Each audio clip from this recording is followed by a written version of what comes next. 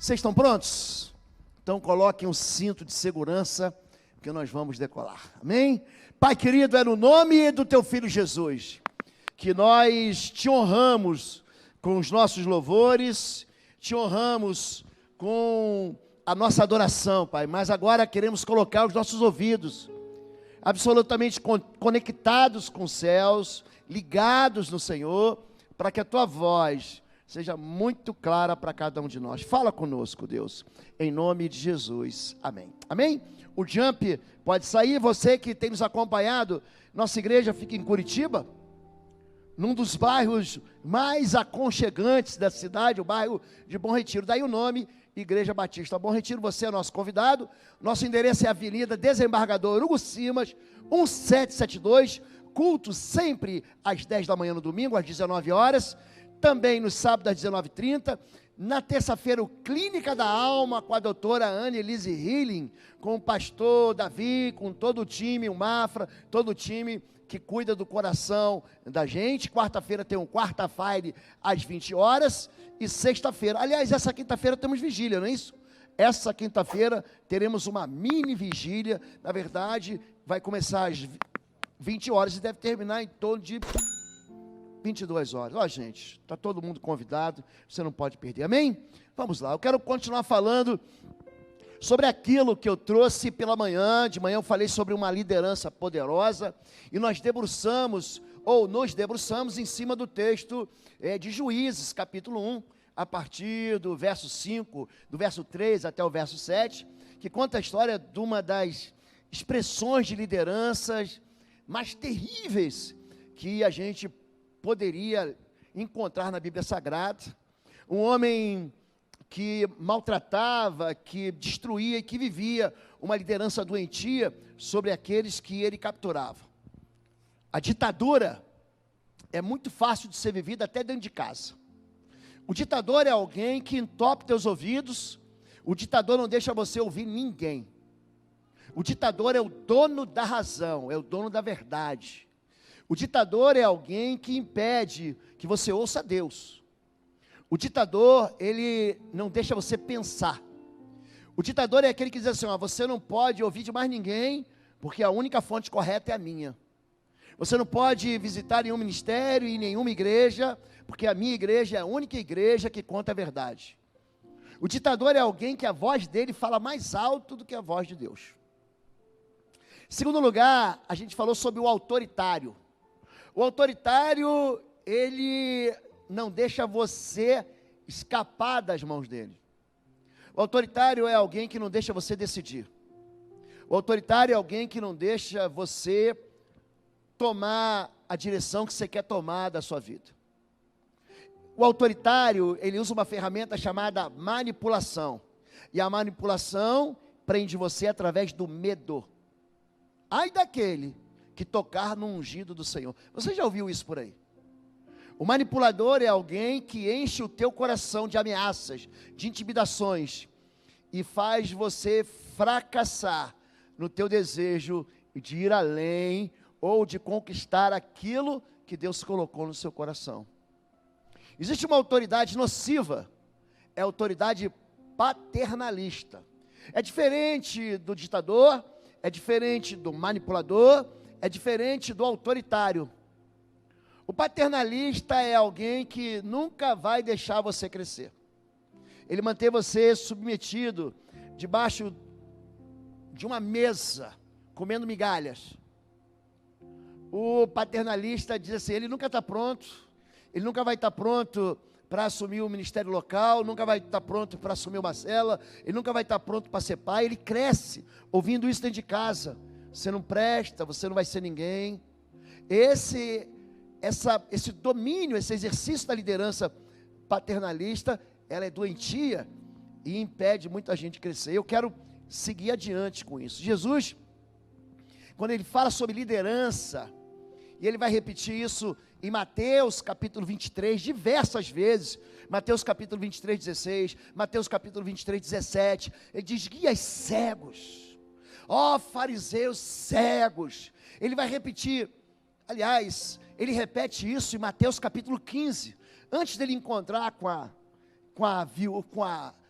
com a cananita, com a mulher cirofenícia, ele vai dizer: guias cegos. Se um guia cego guiar outro cego, ambos vão cair no buraco. É isso que diz a Bíblia, Mateus 15, 14, guias cegos. Se um cego conduzir outro cego, ambos cairão num buraco. Que liderança você tem seguido? Que liderança você tem sido? E que liderança você tem exercido? Nós apontamos caminhos a partir do exemplo que nós damos para aqueles que são os nossos discípulos. Não adianta você querer ensinar o certo e fazer o errado. Famílias doentes, escute isso, vão produzir filhos feridos. Lares que são contaminados, que são disfuncionais, que são cheios de ódio, vão criar filhos violentos, filhos fragilizados, amedrontados. A maneira como nós exercemos e nós lideramos, nós podemos levar os nossos liderados para o topo, ou podemos levar eles para o buraco. E Jesus aqui está confrontando, mais uma vez, a liderança espiritual, a liderança religiosa que havia em Israel, que em vez de conduzir o povo de Deus para Deus, estava conduzindo o povo de Deus, o povo de Israel, para a desgraça. A voz que eles traziam era uma voz boa. Jesus diz: façam o que eles dizem, mas não façam o que eles fazem. Eles são professores teóricos, mas na prática, eles ensinam você a chutar a bola para fora. E é sobre isso que eu quero continuar falando.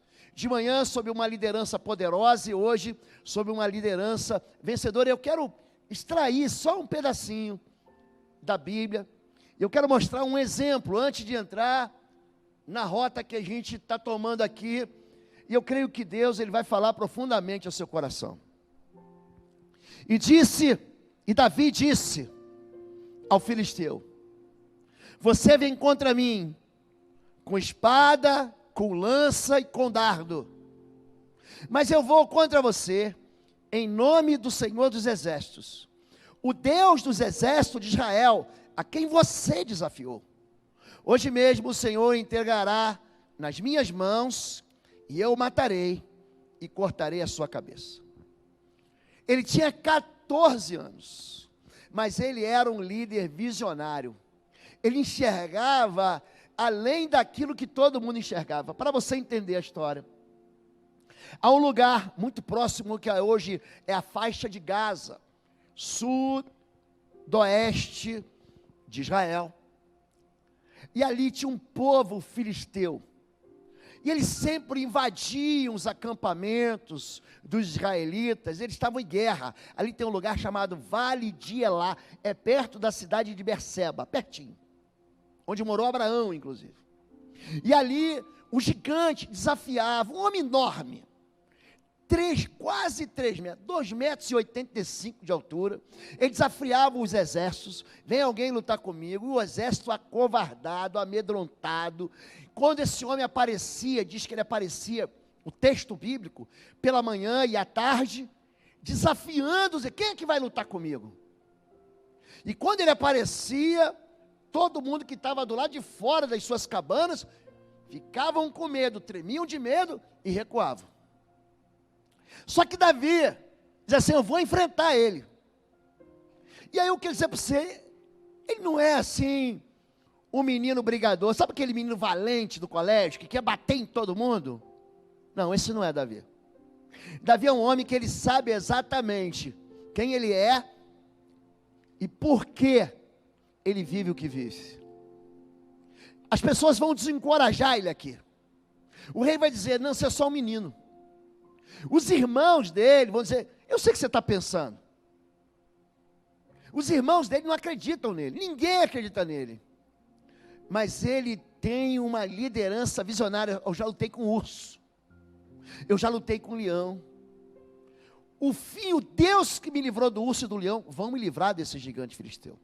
E ele vai dizer algo no texto, ele vai dizer: eu cortarei a sua cabeça. Ele sabe exatamente, ele não está entrando para chegar diante do filisteu e sair correndo. Ele está entrando, o texto vai dizer que ele corre. Quando o filisteu, ele corre até a linha de combate. Ele vai enfrentar, mas ele sabe exatamente o que vai fazer. Ele é alguém que não tem espada na mão. Ele tem 5 pedras e uma funda, que é uma tiradeira. Mas ele está acostumado a usar isso. Ele não é alguém que falou assim: espera aí que eu vou improvisar. Espera aí que agora eu vou... tive uma ideia. Não, não é isso. Ele está acostumado a liderar os pastores do seu pai no cuidado com os rebanhos do seu pai. Em 1 Samuel 17, retirando uma pedra de seu alforje, Davi a arremessou com a tiradeira e atingiu o filisteu na testa, pof, de tal modo que ela ficou encravada e ele caiu com o rosto no chão. Assim, Davi venceu o filisteu com uma tiradeira e uma pedra, sem espada na mão. E eu negritei aí, para que você entenda. Ele derrubou o filisteu e o matou. Davi correu e se pôs de pé sobre ele, e desembainhando a espada do filisteu, acabou de matá-lo, cortando-lhe a cabeça com ela. Esse Davi, ele vai executar uma obra, ele vai dar um passo que nenhum líder deu. E esse passo que ele dá, ele vai romper os obstáculos. Aqueles soldados amedrontados, aqueles soldados acovardados, desencorajados, eles, a partir de uma vitória, sobre um só soldado, eles vão ser levados a uma vitória total sobre aquele exército dos filisteus. Essa liderança contagiante, quando os filisteus viram que o seu guerreiro estava morto, aí sim, recuaram e fugiram. Então, os homens de Israel e de Judá deram o grito de guerra e perseguiram os filisteus até a entrada de Gate e até as portas de Ecrom, 2 cidades da Filistia. Davi pegou a cabeça do filisteu e levou para Jerusalém, guardou as armas do filisteu em sua própria tenda. Ele pega as armas e guarda na tenda, mas a cabeça do filisteu, aquele troféu, já viu esses caçadores? Ele caça um animal e não se faz mais isso, porque é ecologicamente profanador. Você imagina alguém matar um leão nos tempos que a gente vive? Ele não vai ser nem cancelado, ele vai ser perseguido e vão colocar ele num paredão. Mas naquele tempo, que havia muitos leões, ele pegava a cabeça do leão e colocava ali, empalhava ela. Já viu o pescador? Ele pega um grande peixe, e aí ele pega aquele peixe bicudo, é Merlin, ou Marlin. Merlin é o mago, esquece, é Marlin. E ele pega e ele coloca no seu escritório. Davi leva a cabeça para Jerusalém. Liderança vencedora. Logo que Davi voltou, depois de ter matado o filisteu, Abner, que era o comandante do exército, levou perante Saul, que era o rei. Davi ainda segurava, o que, gente? O troféu dele, a cabeça do gigante. E essa imagem é uma imagem reveladora. Davi segurando uma espada maior do que ele, carregando a cabeça do gigante. Foi essa vitória desmedida, desproporcional. Gente, é uma covardia. Aquele menino de 14 anos, a Bíblia descreve como um jovem bonito, ruivo e de aparência frágil. Esse menino, ele é o passo para uma liderança, ou é uma liderança que encoraja todos aqueles que o seguem. Mas nem sempre é assim. Tem muita gente que bate em retirada. Tem muita gente aqui na igreja, tem muita gente que já experimentou obstáculo e falou assim: só eu não quero nem me meter, pastor. Eu não quero nem com essa, não vem nem com essa conversa, porque eu já vou entrar derrotado nesse campo de batalha. É isso que aconteceu com o povo de Deus. Em Números 13, 31, mas os homens que tinham ido com ele disseram: não podemos. Não gosto dessa palavra. Não gosto dessa expressão. Não posso, não consigo, não vai dar, não vou conseguir, não podemos atacar aquele povo, é mais forte do que nós. Espalharam entre os israelitas um relatório negativo acerca daquela terra. Disseram: a terra para a qual fomos em missão de reconhecimento devora os que nele vivem, que nela vivem. Todos que vimos são de grande estatura, são gigantes. Vimos também os gigantes, os descendentes de Anak, diante de quem parecíamos gafanhotos a nós e a eles. Você lembra de pequenas vitórias que você teve? Se você ficou deslumbrado, você rapaz, quando viu a sua esposa e falou assim: não, ela é demais para mim, eu não vou conseguir. Você já aconteceu com você de você pensar: não, eu não vou conseguir? Tem gente que fala assim: eu não vou conseguir tirar a carteira de habilitação. Tem gente que não consegue. Eu me lembro quando eu fui saltar de paraquedas a primeira vez. Eu tinha 16 anos.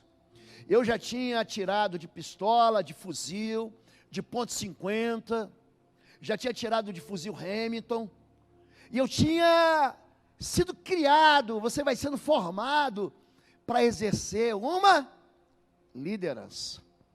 Quando as pessoas perguntam assim, foi quinta-feira, eu fui em Criciúma pregar na igreja de uma pastora amiga minha, aí tinha um rapaz do meu lado assim, e eu fiquei de joelhos e orei. Ele perguntou assim: você fica, o que acontece quando você sobe ali? Você fica com medo de falar? Eu falei: não. A gente acostuma a vencer gigantes. A gente acostuma a ser usado por Deus. Você sabe que Deus vai te usar.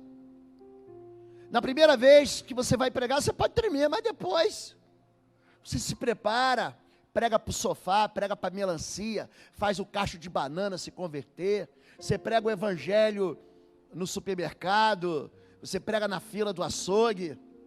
Depois, quando você vê, você repara que a tua boca fala do que está cheio do teu coração. É isso que acontece. E eu me lembro que a primeira turma de paraquedistas se formou uma semana antes de mim. E a gente se prepara para o pior. Pense no melhor, o paraquedas vai abrir. Mas se prepare para o pior, se o paraquedas não abrir. Gente, a primeira vez que eu saltei tem quase, não vou falar a idade, mas tem quase 40 anos. E eu lembro até hoje eu lembro de tudo aquilo, todo aquele processo, o checklist para saltar de paraquedas. Primeiro que você entra no avião cantando uma canção bem corajosa, dizendo que você é um homem bravo, dizendo que você é um homem valente, que a morte vai recuar, que eu vou saltar mesmo e ninguém me segura. Mas quando você entra naquele avião, que aquelas turbohélices começam a girar, o avião decola e a primeira coisa que o mestre de salto faz é ele abre as portas da aeronave e aquele vento vem na tua cara. E aí você pensa em tudo aquilo que você tinha que chegar. Quando você vai saltar, tem uma pane que chama My West. O paraquedas fica assim que nem um sutiã de mulher. É quando uma das cordas do velame passa por cima, ele embola. Aí fica um lado aqui e o outro lado aqui. Então tem um procedimento. E esse procedimento, Ele fica comigo e mentalmente, eu faço o procedimento o tempo todo, eu seguro reserva. Eu observo por onde vai o vento. Eu aciono reserva. Eu libero reserva. É um paraquedas chamado T10. Pensa um paraquedas ruim de jogo, é mais ou menos um fusquinha aí do Ministério de Cars, sem direção. Você sabe mais ou menos aonde você vai cair, mas não é bem mais ou menos. Se você cair em fio de alta tensão, tem um procedimento. Se você cair num telhado, tem um procedimento. Se você cair na água, tem um procedimento. Se o paraquedas não abrir, gente, acredite, tem um procedimento. Então você está pronto para vencer. E era assim que o povo de Israel estava entrando na terra. Você está pensando que Deus pegou ele e falou assim: vai lá e te vira. Deus havia prometido: eu vou estar com vocês.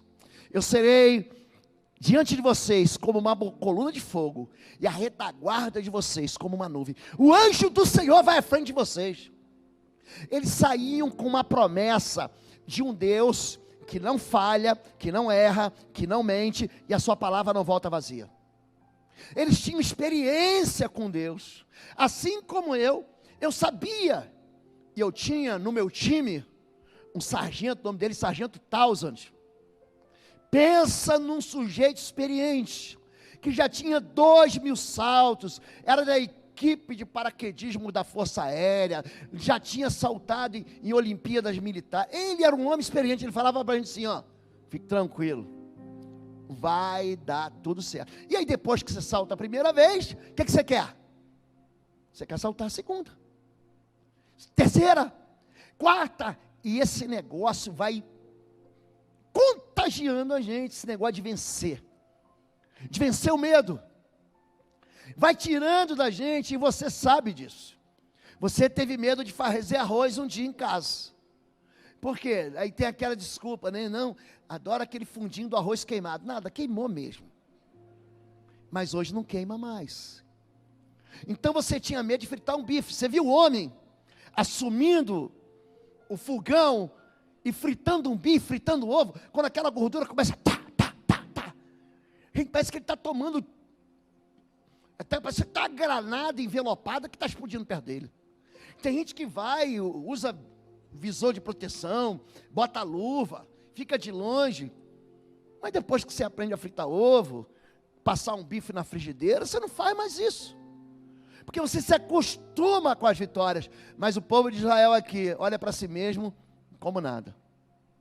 É a maneira como você se enxerga, ou a maneira como você se enxerga os obstáculos, é que faz você avançar ou bater em retirada. O povo de Israel sai para visitar a terra, e eles mandam os espiões, os espias, os famosos 12 espias, e eles vão olhar, e quando eles vão olhar, falam: a terra é muito cheia de fortaleza isso aqui, existem gigantes. Os Enaquins, eles eram de um território chamado o território dos amorreus. Pensa num povo grande, pensa num povo alto, pensa num povo forte. Olha para mim, eu sou um gafanhoto.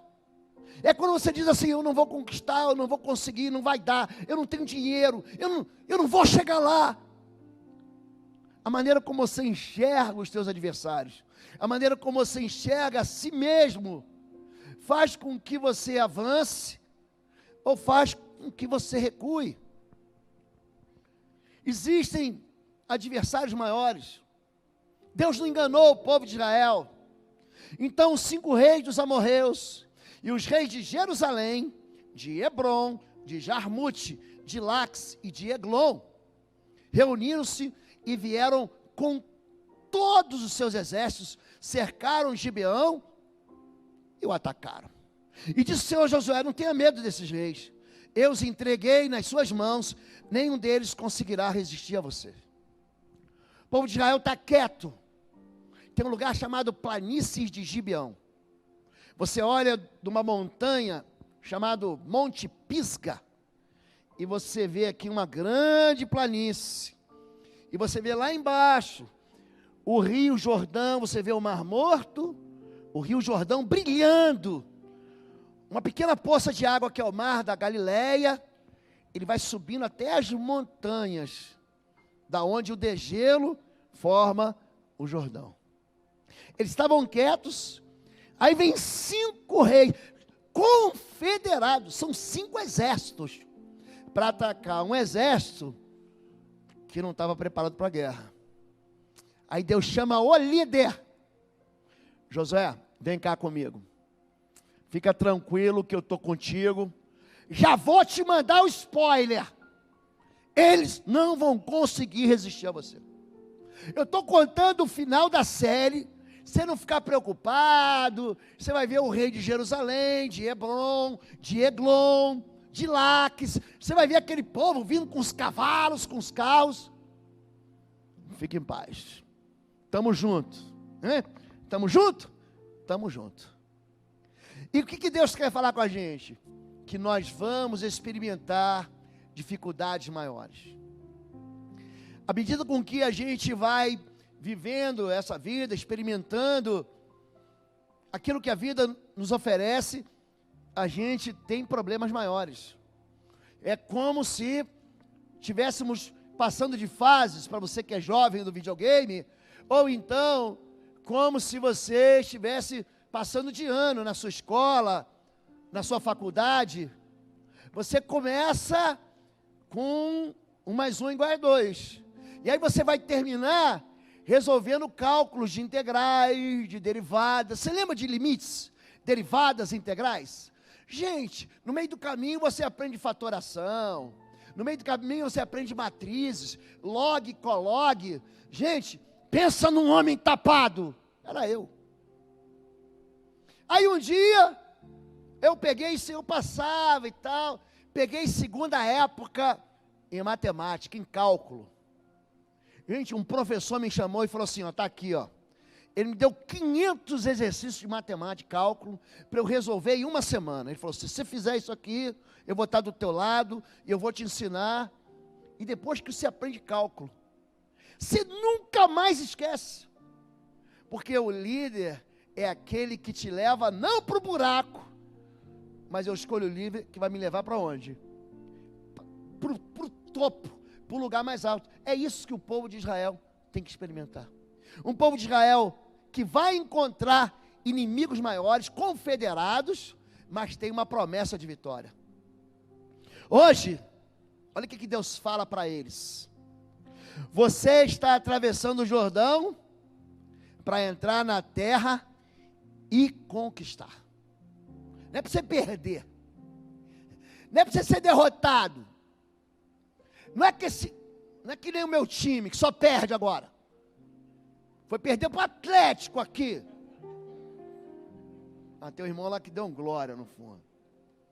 E você entra em campo, ó, vocês vão avançar, tá vendo o Jordão aqui, ó?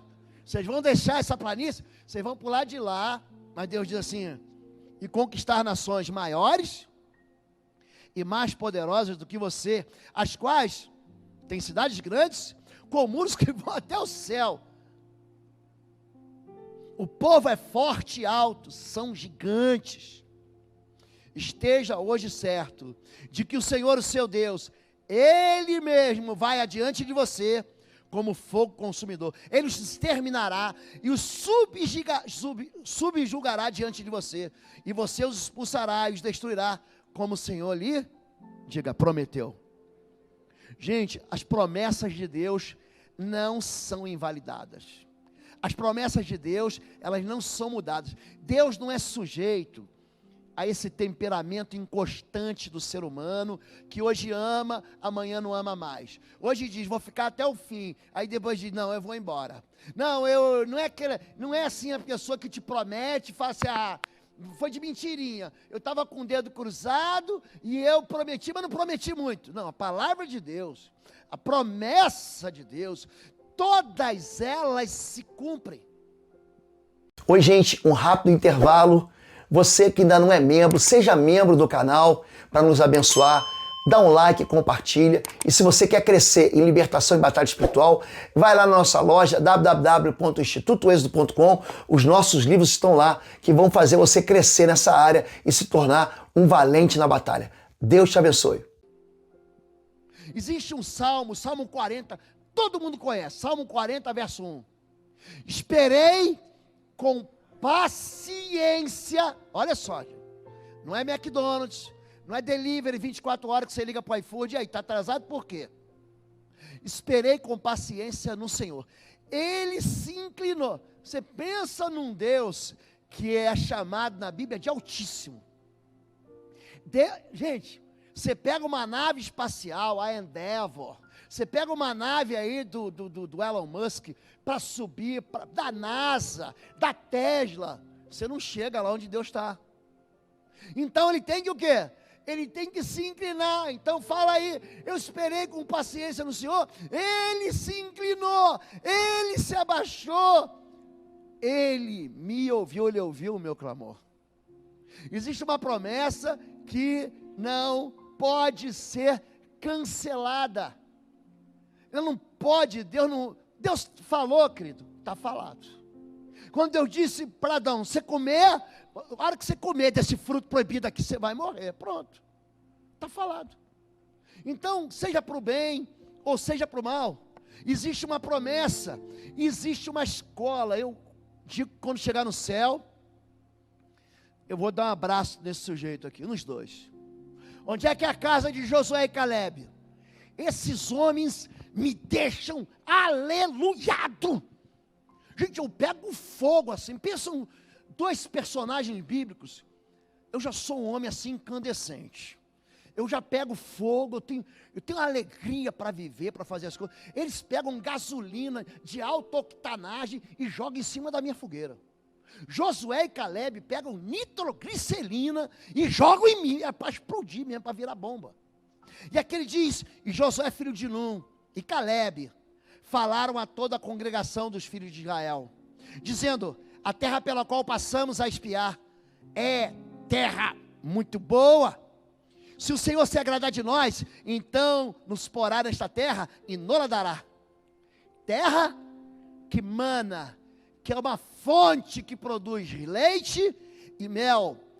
Tão somente não sejam rebeldes contra o Senhor, e não tenham medo, não temais o povo dessa terra, porquanto são eles o nosso pão.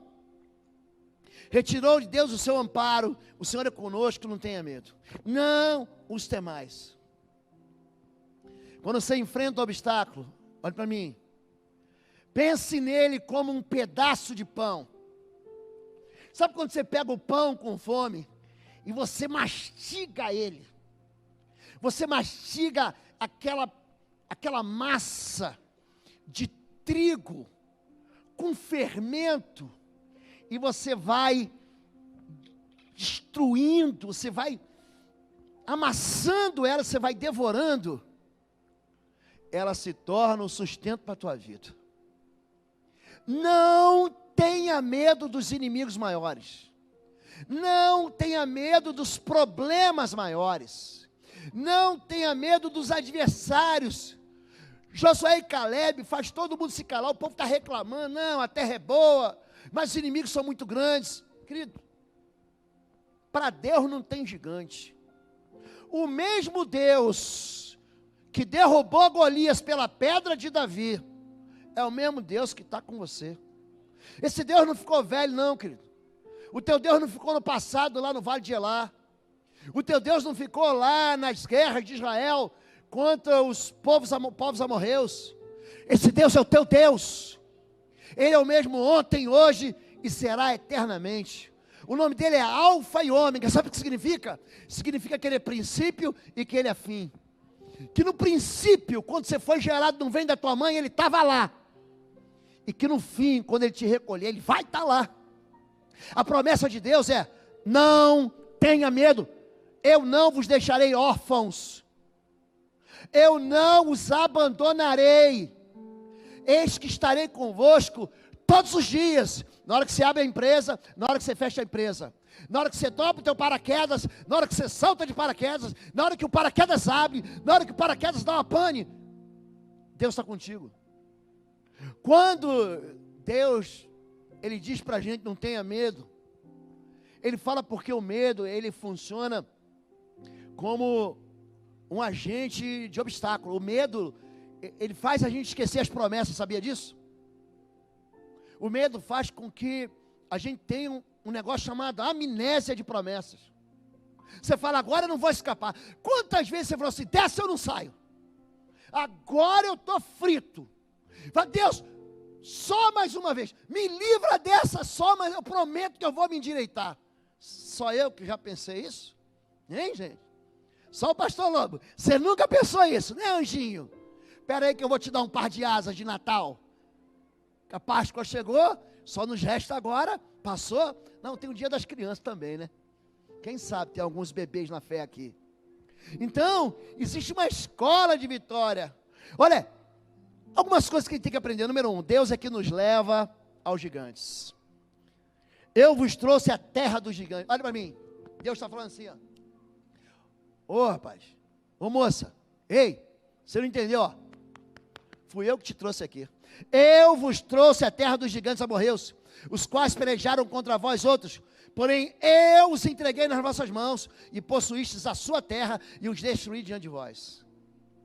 Josué está usando esse argumento, porque ele vai dizer o seguinte, ó.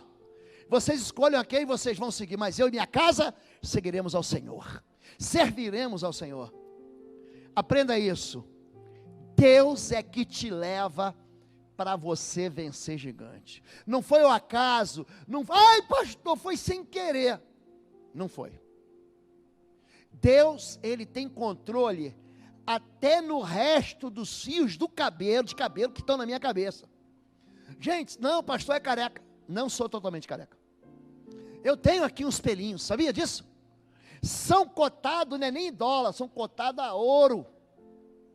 Eu tenho, mas até o que eu tenho, eu sei que é uma contagem regressiva, porque hoje eu tenho menos do que eu já tive. Mas até os pelos da minha cabeça, eles estão contados. Nenhum passarinho do céu, é isso que Jesus está falando para a gente. Em Mateus capítulo 25 e diante, capítulo 6, verso 25 e diante. Nenhum passarinho cai sem que Deus autorize. Então há um controle, e Deus que leva você para onde? Para os gigantes. Agora, é Deus também que vence os gigantes. Ele quer provar aí, tá vendo? Não falei para você? É como se Deus te cutucasse e falasse assim, tá vendo? Não falei que ia ser moleza. É isso aí. Todavia, eu destruí diante deles o amorreu, cuja altura era como a dos cedros. Deus está falando, eu estou te colocando no lugar, e você não fique com medo não, porque eu sei muito bem o que eu estou fazendo, esse trajeto, eu não peguei um caminho errado, eu virei à direita errado, isso quem faz é a gente. Deus, ele não se perde, Deus, ele não pega a direção errada, quem pega a direção errada é a gente. E esse homem é um homem que vai reclamar uma promessa. Agora, pois, olha o que Caleb fala. Dá-me este monte de que o Senhor falou naquele dia. Pois naquele dia tu ouvistes que estavam ali os gigantes e fortes cidades. O Senhor será comigo para os expulsar, como o Senhor disse. Josué abençoou e deu a Caleb, filho de Jefoné, a Hebrom como herança. Você está pensando que ele pede o pior lugar? Eu vou pegar aqui, tiveram 3 tribos, metade da tribo de Manassés, a tribo de Gade, elas ficam para o lado de cá do Jordão, ou seja, ficam no deserto, mas é um deserto que está próximo do rio, Jordão, eu vou ficar por aqui mesmo. Agora, as melhores terras, a terra que manda leite e mel, a promessa, estava do lado de lá. Aí, uma tribo conquista e fala assim, essa aqui é minha, ninguém tasca. Uma outra tribo vai, sabe, você já sabe quando chega o rodízio de pizza? E aí parece que é tudo igual, mas não é. Por exemplo, tem uma pizza que eu gosto, que ela tem amêndoas com figo. Como é que é o nome dela? Eu esqueci. Gente, só que é o seguinte, tem um pedaço que você vê que está cortado, são aqueles triângulos da pizza, não sabe? Aí tem um pedaço, que tem 3 pedaços de figo. Aí, o garçom resolve o quê? Servir de lá para cá. Mas eu estou orando e tomando posse em nome de Jesus, aquele pedaço é meu. Esse homem, Caleb, é o último a escolher a terra. E ele escolhe aquela terra que o pessoal acha que é a pior terra. Gente, eu falei pizza de figo com amêndoa, mas é uma delícia mesmo. É delícia, gente, uns queijos assim. E agora, é para você ficar com fome mesmo. E pensar nisso e te dar água na boca, porque daqui a algum tempo nós vamos ter um restaurante aqui. Eu vou falar assim, gente, hoje é dia de pastel. Eu quero muito que o restaurante vai ter uma porta aqui, ó.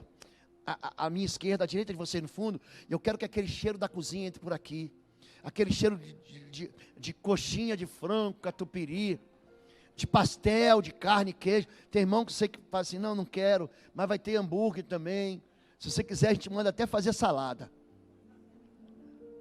Então, voltando ao assunto da pizza boa, a terra era a pior das terras, porque Hebron é uma montanha. Só que ali tinha quem? Gigantes. Só que esse homem Caleb fala assim, eu quero o melhor que Deus deu para mim. Eu quero melhor. Aí Josué falou, então vai nessa tua força. Deus me prometeu, eu tinha 45 anos, agora eu tenho 85 anos, e eu continuo, reclamar a promessa. Gente, Deus te deu uma promessa, reclame a promessa. Não é reclamar de Deus, é clamar de novo, por algo que Deus já constituiu como promessa para a sua vida. Alguém já trouxe para você uma voz profética, uma palavra de ciência. Alguém revelou, ó Deus, você teve um sonho que Deus te deu, falou assim, é isso Deus. Então reclame a promessa. Eu vou encurtar a mensagem, para ser bem objetivo e pontual. Quais são os problemas aqui? Por que tem gente que recua? Por que Davi foi lá, arrancou a cabeça do gigante sem ter espada na mão? Por que Caleb, por que Josué tomaram para si o melhor da terra? Por que eles enfrentaram gigantes? Por que eles conquistaram Hebron? Porque eles não viviam de fé, que eu chamo de fé emprestada. Use a tua fé. Não viva uma fé por tabela. Você pode pedir, pastor, ora por mim, o pastor ora. Você pode pedir, pastor, me abençoa nesse projeto, vem na minha empresa, ora na minha loja, ora no meu consultório, pastor, abençoa meus negócios, abençoa minha casa, abençoa minha família. Pastor, abençoa você. Só que para você vencer o teu gigante, você é que vai ter que vencer. E sabe qual é o pior gigante que existe? É o teu gigante. Porque o teu gigante, quem vai vencer, que não sou eu, é você. E é por isso que você não pode viver uma fé emprestada do outro. Não, o pastor está orando por mim, querido, Deus é teu pai.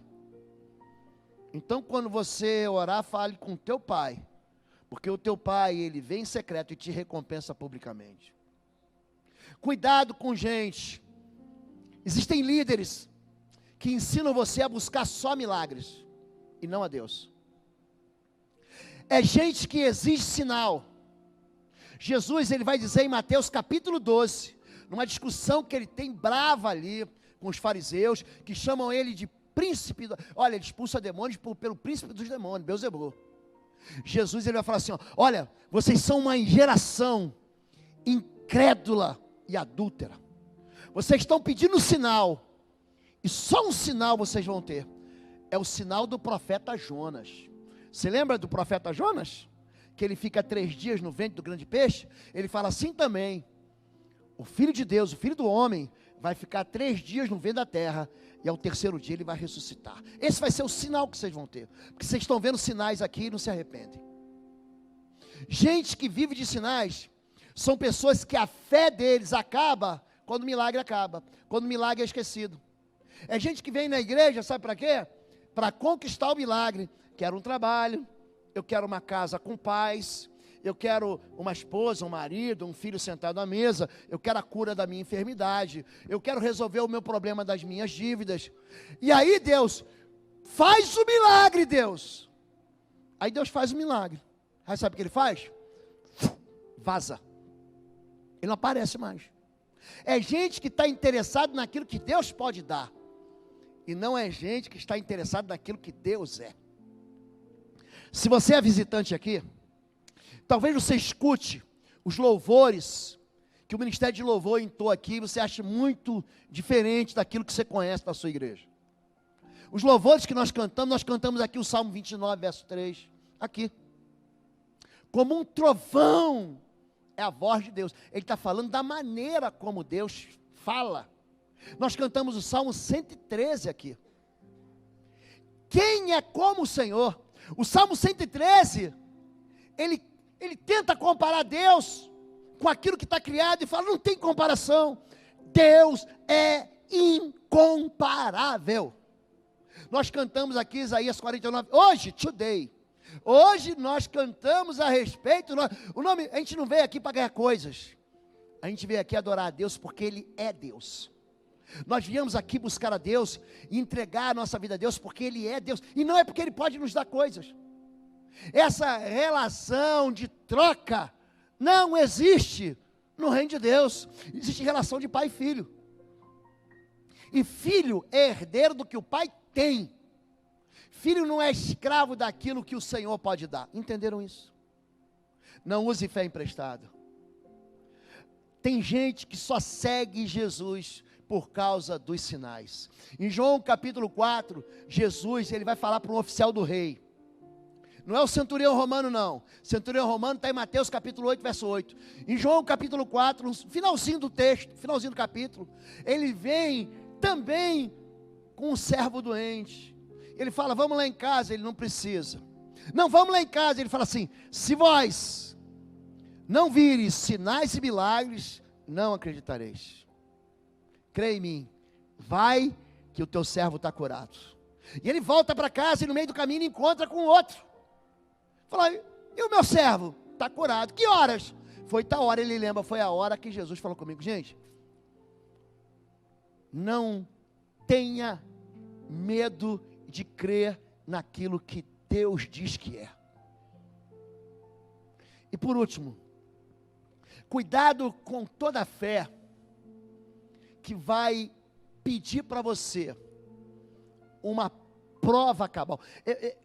Tomé, aquele que estava sentado com Jesus depois da ceia, Jesus lava os pés dos discípulos, em João capítulo 13, aí em João capítulo 14, Tomé, ele faz uma pergunta, para onde é que você vai?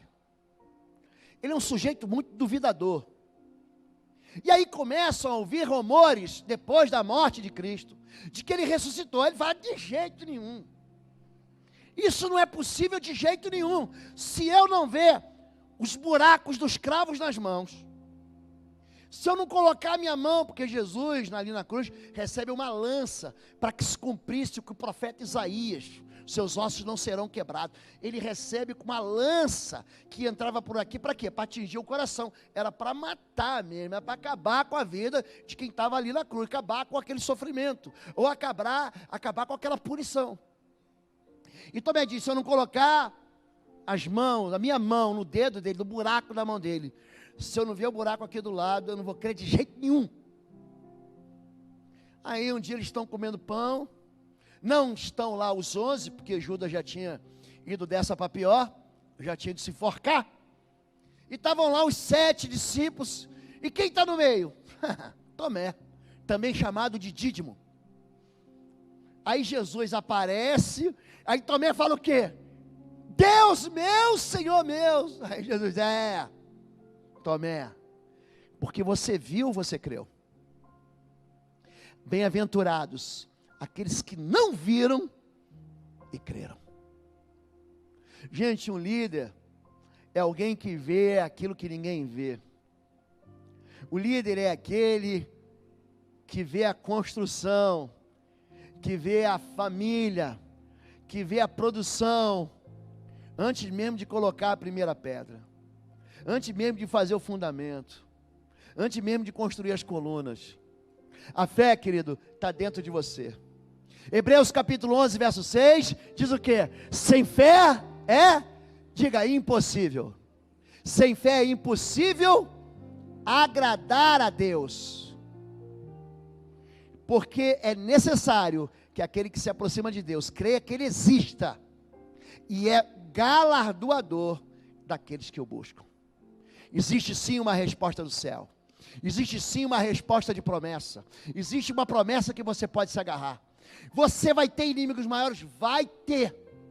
Não existe, pastor, é sopa. Gente, depois de um tempo de fé, eu já sei qual vai ser o final. Mas é porque eu caminhei tantas vezes com Deus.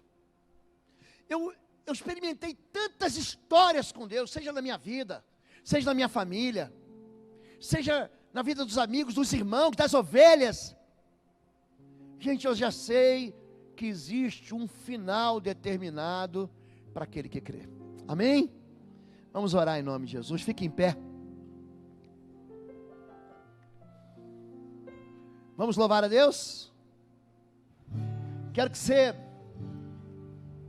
essa imagem aqui, com a pedra na mão, tem que ser a figura de você mesmo.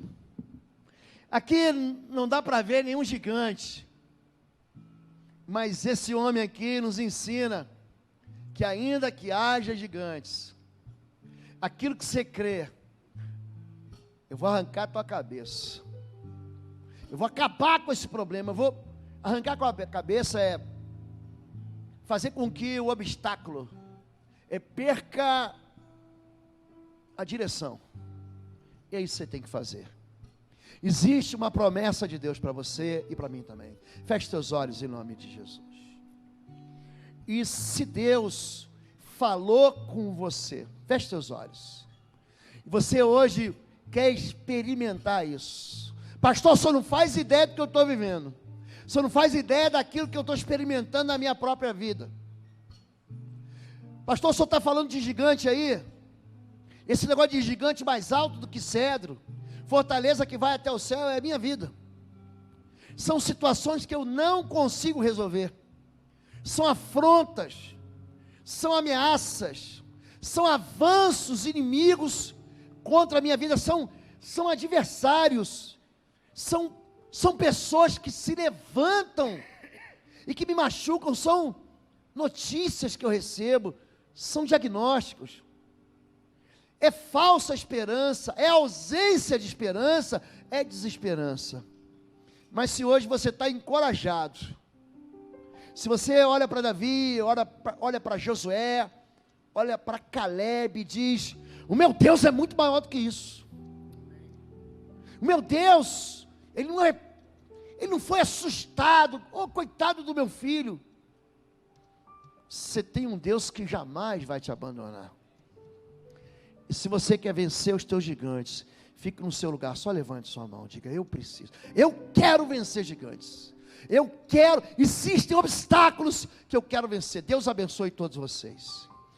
Número 2, você está vivendo com a fé dos outros, você está experimentando vencer com o trabalho dos outros, com a força que os outros têm, com a coragem que os outros têm em Deus.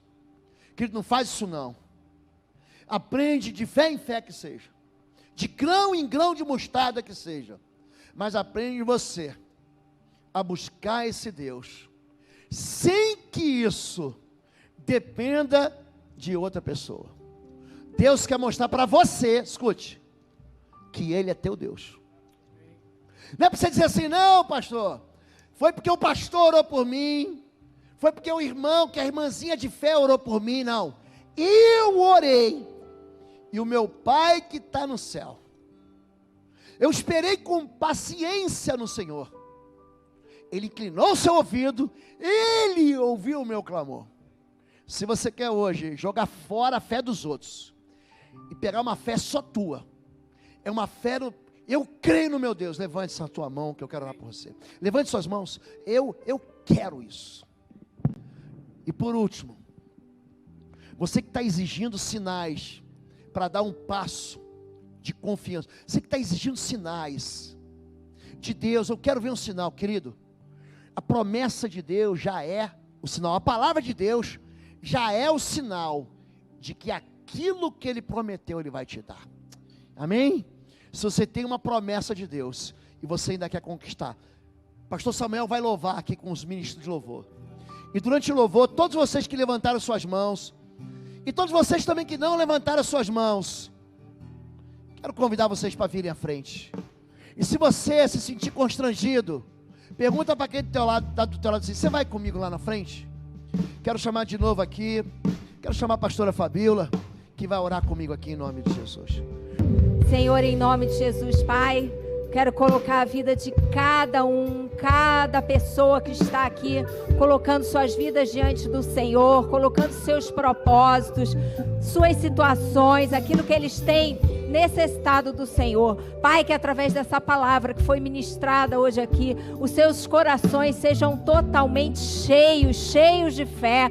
Senhor, que eles não olhem mais para as circunstâncias, não olhem mais com olhos carnais, mas olhem, Pai, com olhos espirituais para o Senhor, sabendo que o Senhor é um Deus que pode todas as coisas e que o Senhor tem o controle, assim como nós ouvimos hoje, em todo o tempo nessa palavra, que o Senhor nos ensine a cada dia mais, em cada situação, em cada dificuldade, o Senhor nos ensine a subir, a melhorar, a crescer. Senhor, nos dá maturidade espiritual.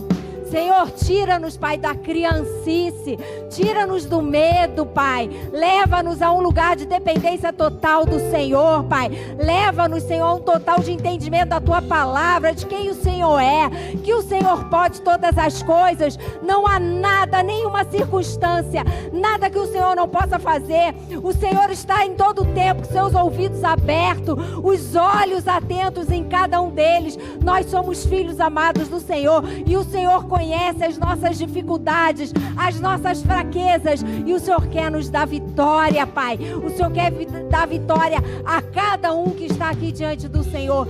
Pai, enche eles de fé, encorajamento. Cada problema, cada situação que eles estejam passando, porventura não saibam, não tenham resposta, hoje eles vão sair daqui com a resposta do Senhor, Pai. Senhor, muito obrigada, Pai, por essa palavra que saiu aqui do Teu altar, que entrou, Pai, tão poderosamente nas nossas vidas, Senhor, que elas verdadeiramente façam diferença, e também na vida daqueles que nos assistem através da internet, nas suas casas, nos seus lares. Deus agiu, Deus que agiu aqui, o Espírito Santo que está presente nesse lugar, está também aí na sua casa, e nós declaramos a vitória do Senhor sobre a sua vida, amém? Você vai pegar essa pedra que Deus te deu hoje, que você tirou do riacho da fé, como Davi. Você vai girar ela na tua funda para derrubar esse gigante, para derrotar os teus gigantes, para dizer, como Davi disse, que há Deus em Israel, em nome de Jesus, em nome de Jesus. Deus abençoe a todos vocês. Você que não é membro da igreja ainda, ali está o pastor Paulo, deve estar o Cristiano, está o Mafra também. Procura ele: pastor, eu quero ser membro da igreja, quero estar debaixo da cobertura espiritual dessa igreja. Você que não foi batizado, as classes para o batismo já recomeçaram, é só dar o teu nome ali, amém? Levante sua mão, que o amor de Deus, o nosso Pai, a graça do nosso Senhor e Salvador Jesus Cristo, e as consolações do Espírito Santo de Deus, seja sobre sua vida, agora e sempre, amém, amém? Deia, Flávio, lá na porta, isso, lá na porta, para todo mundo te dar um abraço. Deus abençoe, gente. Boa semana, fica com Deus.